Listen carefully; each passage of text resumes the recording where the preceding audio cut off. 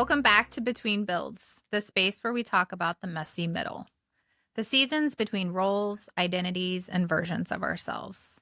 Today, I'm joined by Amanda Estiverne. Amanda is a fintech and payments leader who works at the intersection of innovation, policy, and inclusion. She leads the payments practice at Proficient, serves on the board of the National Alliance for Financial Literacy and Inclusion, and partners with Consumer Reports to help embed fairness and transparency into financial products by design. She's also the founder of AGE Advisors and the creator of The Front Row, a storytelling platform that captures what it really looks like to build the future of finance from the inside. Amanda is constantly in motion across conference stages, boardrooms, advisory roles, and community spaces. This episode is about leadership between chapters and how you keep showing up without losing yourself. Welcome, Amanda. Thanks for having me. I'm so glad you're here. What an intro. That was a good intro. Yes. It was all true. Oh my goodness.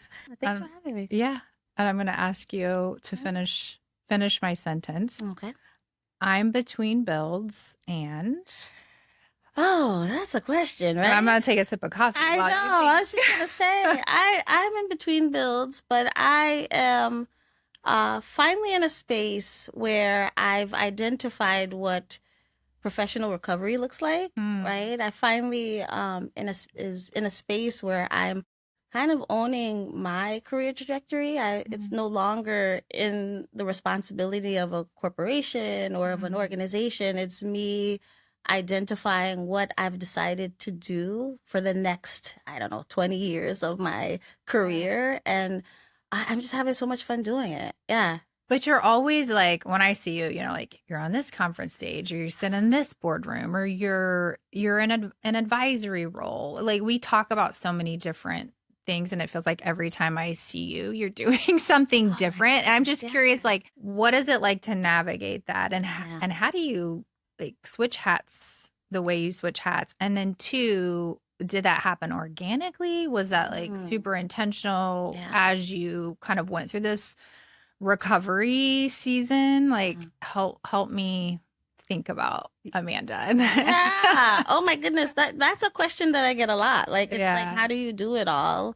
And this like concept of balance, which to me, there's no such thing as balance, right? It's more of a season of intentionality. And this concept of wearing multiple hats, I am a leader in the space. I've always considered myself like a general manager, like someone who likes to be in different areas of an initiative or a product. Like I like to wear multiple hats. And, this season of my life, I'm wearing multiple hats, right? Yeah. I get a chance to sit on the board of NAFLE. Thank you so much for spelling out the acronym. Yeah. A lot of people get a lot of people don't know, right?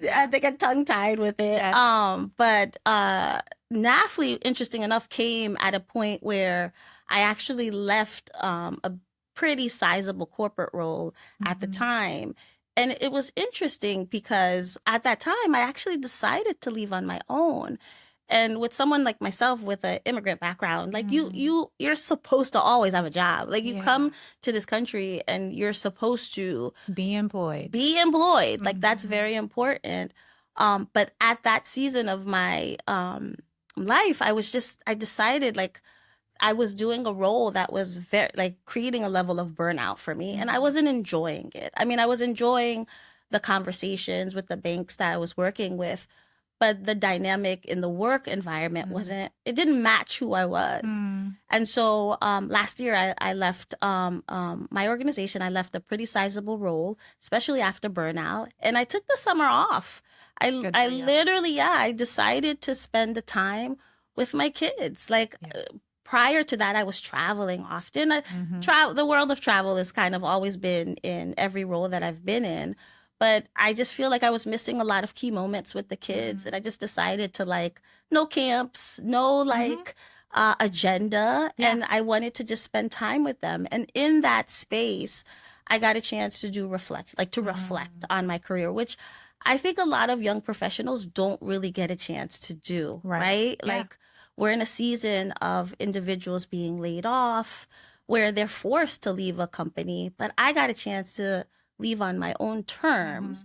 but then leverage that time that I had in between to reflect. Mm-hmm. So in my messy middle, in between builds, right, I got a chance to explore what other potential roles would look like, other titles, other hats, right? Mm-hmm. And so around that time, NAFLE came because I was, like you said, I'm a global speaker. So I've done quite a few speaking engagements because I'm a payment expert, and understanding the infrastructure and the modernization of payments has always been kind of my foundation. But I had done a really cool webinar with a few women banking leaders, and it was sponsored by an organization called Wish. And they were building out this beautiful non-for-profit called NAFLE, where they needed other payment experts and folks who already were in the industry to participate on this initiative around just really changing the look of financial education.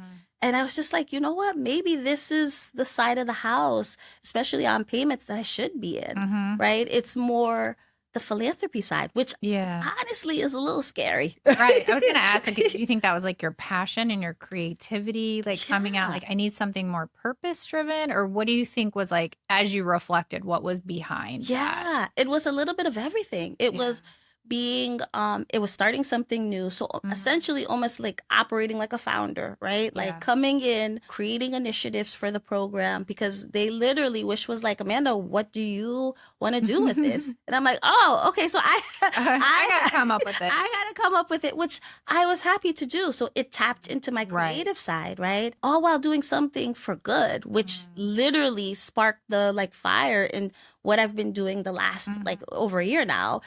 This concept of Fintech for social good, which is the partnership that I have with Consumer Reports. It's amplifying financial literacy. It's talking about the technology distribution of our Fintech space, which means looking at stable coins, looking at credit innovations, looking at digital identity, right? Like all these new topics that are coming out that, of course, is being pushed off because of AI and, you know, technology and things like that. But so I've always been an empathetic leader. Like I think about it like that. I've always been an empathetic leader. But it also now started to have me think about empathy in a different lens.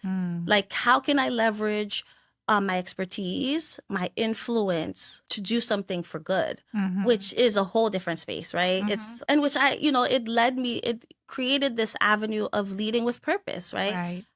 I like to pride myself as a leader that I had like, you know, my last role, I had 30 plus people that reported to me. So I've always been someone who had to lead large teams. But now this was leading an initiative, leading a movement, which required a different type of skill set that I was excited to tap into. Right. I think that's what I was chasing, a little bit of that challenge between, you know, not working and trying to figure out what the next new title meant. But I wanted to like at least own that title, essentially, you know? I hear you. Like as you were naming some things, like it sounds like you really discovered like your own framework for yourself in terms of I'm an empathetic leader. I want to have passion. I want to do some things for good. Like you had a little bit of a discovery around like what's the litmus test for Amanda to do good work? Like what does that look like for me? So do you feel like you discovered that as you talked to people or got involved, or did you like have a moment and say, oh, well, this is how I want to show up in this next season? Like what was that like? A lot of the things that are going on and the conversations that we're having, especially around AI, has created this discourse around human versus technology, right? And so I've always been a leader that supported a lot of DE&I initiatives. I supported the people because like that was important. You know that when you lead large initiatives, large, you know, projects, the people are really the ones that make up for it, right? And so I think getting a chance to work on initiatives such as NAFLE gave me that opportunity to really amplify this concept of empathy, the empathy side of banking, right? Like really understanding the consumer's point of view on what we're building in terms of the products and services. And so, you know, NAFLE, of course, it's focused on financial literacy and inclusion. I brought in the expertise to like amplify the financial inclusion part of it. But I don't think we were having enough conversations about that, right? We weren't having conversations. Of course, we talk about UX design, personalizing these, you know, some of the products for our consumers. But I don't think we were thinking about the educational aspect of it, right? Like for example, stablecoins is a hot topic right now. Sure. And last year when NAFLE was, literally putting together our initiatives, stablecoins was not a conversation with a lot of non-for-profits. Banks did not even want to talk about it.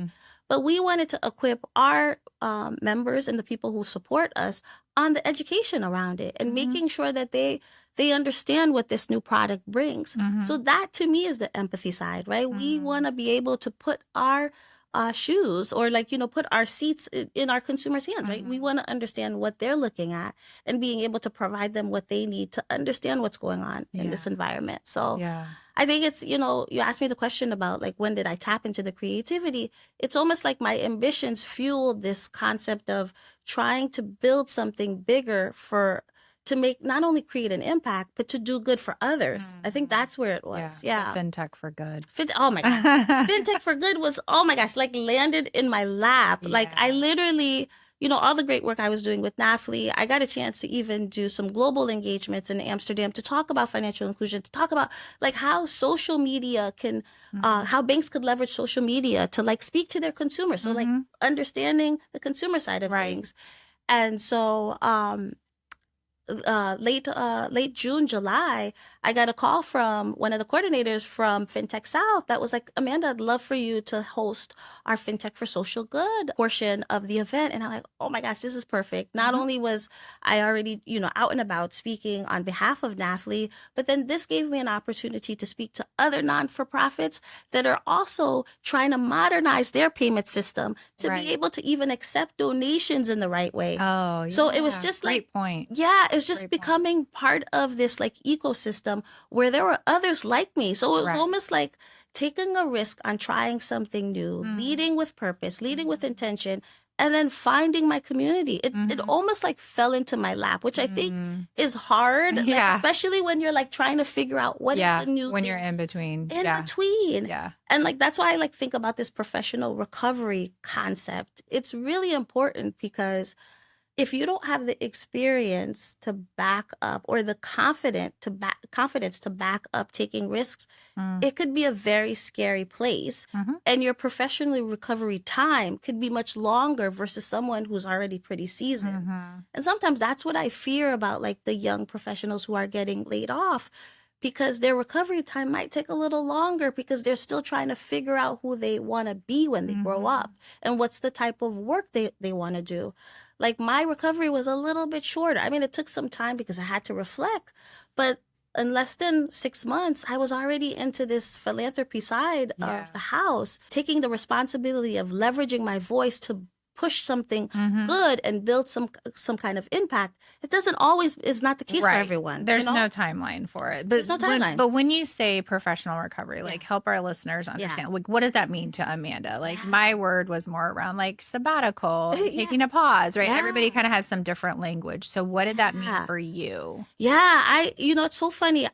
The way I see professional recovery, it's almost like tripping and falling and how fast you pick yourself back up. Resiliency piece. Right. It is the resiliency piece. It's like, how do I like, I take a no or like, maybe take a job loss, and how long does that take for me to reflect and assess and pick myself back up. Reposition. Exactly. Right. And so a little bit of that conversation happened because, like I said, I left my company, especially at a time where folks were getting laid off. Yeah. Right. Yeah. And it's very vulnerable. Very vulnerable. Like you have to really do a lot of self-talk of like who you are and how you want to show up. And I think that's when like imposter syndrome. Oh my gosh. Yeah. And, like, or even if it's like, you left on a high, right? I left on a couple highs and you're just like waiting for that. Like, what about the encore effect? What about that? And I was like, I can't wait to see what you do next. Yeah. And everybody's me too. Right. I was like, wait a minute. I'm trying to figure it out. Call me when you figure it out because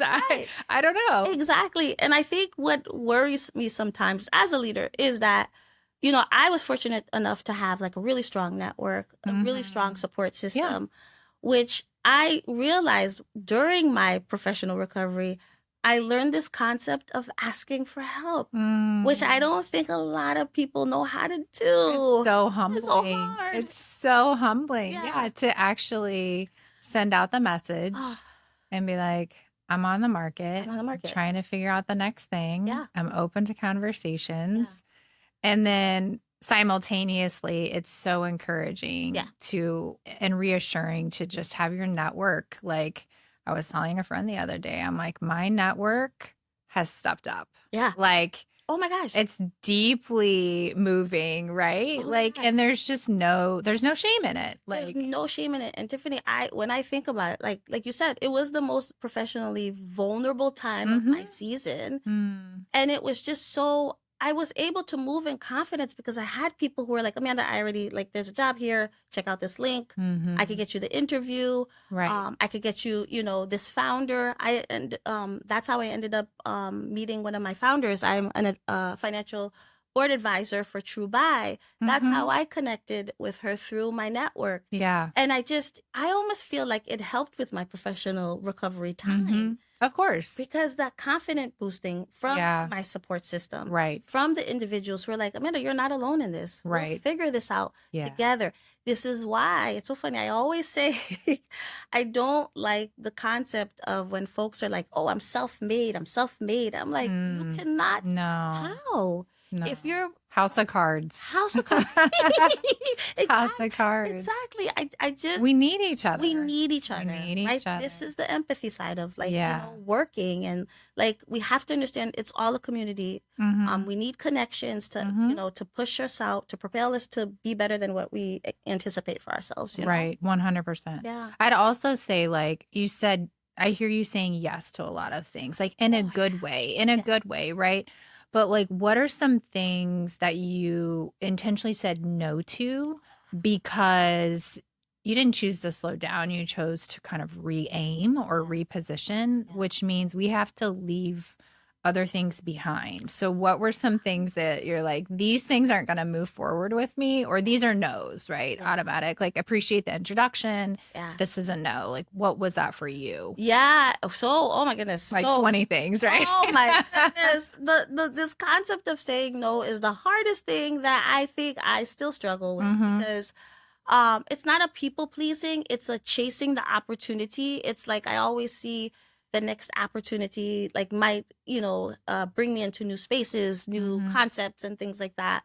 But you know what? I must admit, because on the philanthropy side, there's a lot of free work that's going on, especially with women. We had this conversation yesterday at lunch, did we not? Right. And no more free labor. No more free labor. And it's so funny. I was fortunate to have an executive coach around my professional recovery, or around my time that I'm trying to, work through it. And we talked about, what does a no look like? And sometimes a no is to free work. A no is to free work. And honestly, it's worked out really well for me, because I like to say yes to everything. But what it's done is it's helped me just negotiate better in terms of things that I'm doing and the work that I'm, being compensated for, especially in terms of like the content I'm building, especially the conversations I'm having at different conferences. There is monetary benefits to all of it. And that is what's been helping me navigate saying no. No more free work. Awesome. I love it. Good. We all need to say that and chant that in unity, Especially. And I think there's a time and a place, right? There's a time and a place to give and to be compassionate. But when we do that in every single work stream, that's the recipe for burnout, right? I think so. Yeah. We got to pull back. I think so. We also don't want to take advantage of, right? That's the thing. Are there other things that you're protecting in this season? Oh my gosh, I'm really trying to protect my energy and my time. Yeah. How do you do that? Oh, I mean, it's so funny. Sometimes the no is, I need to say no because I want to be at the concert like that my daughter's playing at, or I want to be at the soccer tournament. It's making sure that I'm still aligned to, of course, all this fun things I'm doing professionally is great, right? Like, it's amplifying my my influence, but family is really important to me, and like being able to spend time with my kids, and ensuring that the example that I'm setting for them is to show them that even though this concept of balance, I don't believe in it. Right, But, right. I agree with you. Yeah. No, that It's doesn't just work. hard. We all have seasons. Yeah. Right. And Life is so, seasonal. exactly. And so I want them to see that sometimes there's seasons of joy and sometimes there's season of family, and that this is what is going to continue to fill my cup, and spending time with them and just sitting around in PJs watching movies. That's important to me. Yeah. 1000%. I totally agree. Especially on rainy days, Right. rainy and cold days. Right. Right. If like earlier career Amanda Oh, man. could see this chapter that you're in right now, what would surprise her the most? Ooh, Amanda, the earlier Girl, early Amanda. she was very ambitious. Yeah. She's still ambitious. I think she would have been surprised at some of the no's that I said, right? Where, maybe I didn't take the role because it just didn't fit the lifestyle that I was in, right? Yeah. Like, and my lifestyle is to still be out there, to be at conferences, to be able to network and, meet with clients, to be on the road. I like being on the road. I like that, concept of a little bit of freedom. I don't want to be stuck to a desk. Yeah. So there were roles I had to say no to because I didn't want to be at the office 5 days a week. Sorry. Right. Yeah. But I think old Amanda would have been like, whoa, you did not take that paycheck or that, that title. Like, old Amanda was chasing titles. Like, she was so adamant about it being a SVP, EVP.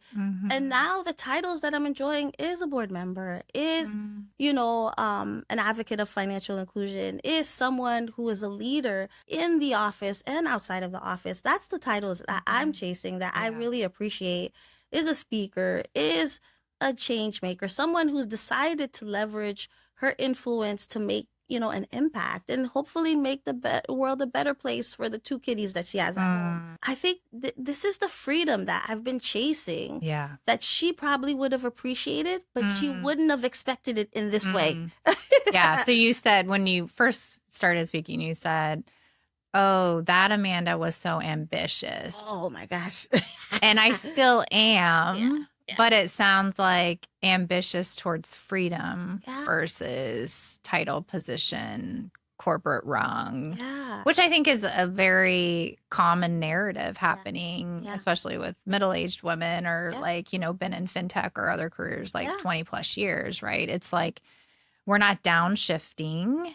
It's just it looks different, and we're showing up not in a single corporate structure where that's the end all be all. We're spacing out a little bit, and we're board members and we're advisors, and we may or may not hold a corporate position or so. Any reflection on that? Oh my gosh, yeah. Can you relate to that? I think about that all the time. That you asked me a question about my energy, like I'm preserving my energy. I no longer want to fight for a title anymore. And sing and dance for a title. I've created my own title. The work that I'm producing is, something that I'm excited about, that I do well with, that is just kind of the universe is like just putting in my lap, and it makes sense. And I think, that's a scary thing to do. And that's the freedom that I'm chasing. The freedom of being able to make my own decisions. I'm excited for all the work that I did. You talked about my introduction, right? Like, I still have a job. I have my own advisory firm, AG Advisors. I created even this, the front row, which I'm excited about because it chronicles my adventures and all these conferences that I get into, but I'm also still sharing information so that folks can kind of learn. I just, these are the titles that I'm chasing that I created myself. Yes. In between the builds. Yes. Yes. Right. And you invite other people back to the front row. You're like, sit beside me while we all figure this out. Right. And I'll show you what I'm doing, and then you show me what you're doing. Let's learn together. I was just going to say, I think that is the most memorable part of my career is that I've had people beside me that actually supported me, that mentored me, that sponsored me. And it's almost like a responsibility for me to do that for others, right? So come sit with me at the front row, learn with me. Because you know what it's like to ask for help. Oh my gosh. Whew. Right. So Scary. it's so scary.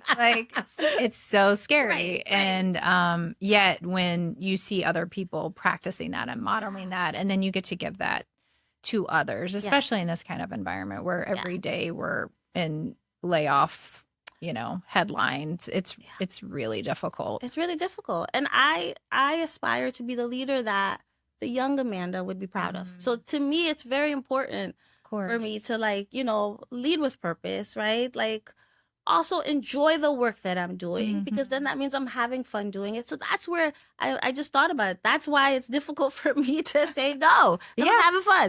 Yeah, it is. It's a lot of fun. And there's a Right. lot of fun things going on. Yeah. You're like, oh, I want to be part of this and I want Yeah. to be part of that. And that Yeah. sounds fun. Yeah. What are you still building? Like when you think about everything, not just that you're doing and maybe things that you want to do that haven't started yet, but what are some aspects of you that like Yeah. you're still building or maybe still learning to release and Yeah, quite a few things going on for next year, which I'm really excited about.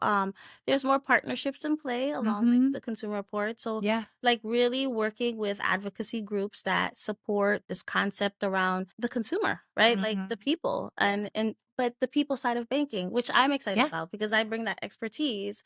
So there's a lot more partnerships to come. I can't speak to all of Yeah, that's them, okay. right? But next year we're also, going to put a lot of like we've been having a lot of conversation. So even NAFLE, we've been talking about financial education, talking about financial inclusion. But next year we're going to put that in action. So we're hosting a tech sprint where we're going to bring all different leaders within the eco space, fintech eco space, and really build something out for our Mhm. consumers. So we're going to be putting thought into action, I Yeah. think, this year. And that's kind of what I'm building. Like, it's been a lot of really great conversations, but now it's like, hey, we want to get in front of the banks, Mhm. especially with things that are happening around with the administration, around Mhm. consumer protections. We saw Mhm. the CFPB, Yes. right? Like, they've Yes. cut the budget, and that's scary, right? Yeah. So it means that we have to self regulate. Right. And so a And lot be humanistic about it, be right? humanistic. Especially in the AI age, right? Yeah. AI just doesn't have a soul.